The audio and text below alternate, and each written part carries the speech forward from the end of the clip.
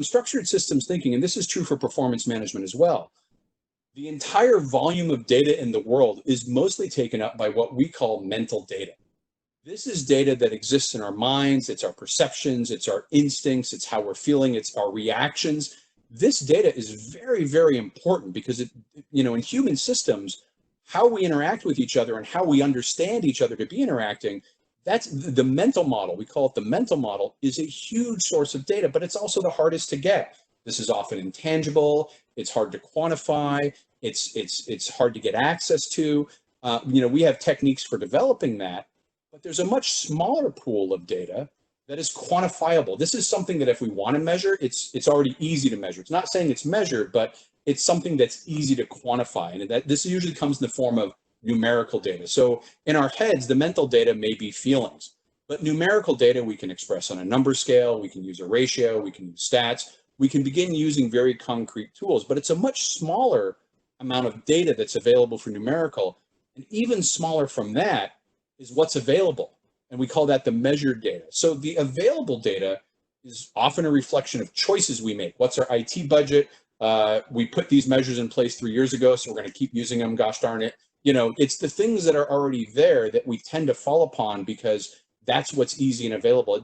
It may not be the most important. Now, some of you have worked through your performance management, and over several iterations, you may have developed more important uses of that available data, but just because it's available doesn't mean it's important. And this is the challenge of the coach, that when he looks at his system, if we laid over these color codes onto the system and we're working in a workshop, we say, and remember, football is very, instrumented. There's instruments capturing data everywhere. So the coach in some ways has it easy, but we lay out, where's the measured data? Well, we know that wins and losses are measured. Most of the stats are measured.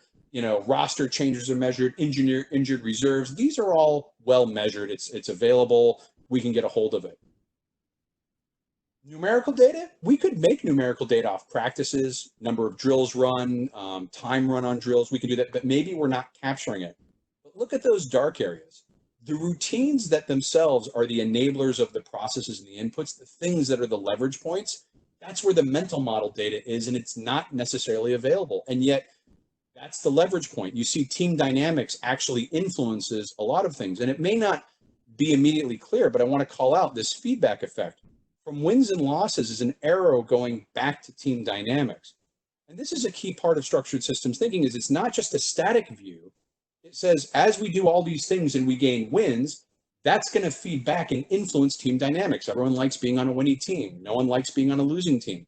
What happens to your team dynamics when you start getting a losing season and the pressures start mounting? Because then that leverage point is now going to influence everything else. This feedback effect is actually incredibly important in systems, and it's one of the areas that the existing frameworks don't capture as well because it can be tricky to deal with.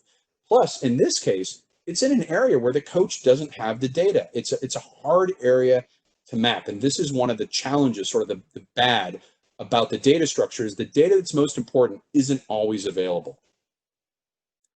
Appreciate your time today. If you have any questions on structured systems thinking, have a problem you'd like our help on, or want to know more about developing your own capabilities in systems thinking, please reach out at the email below. We'd love to hear from you.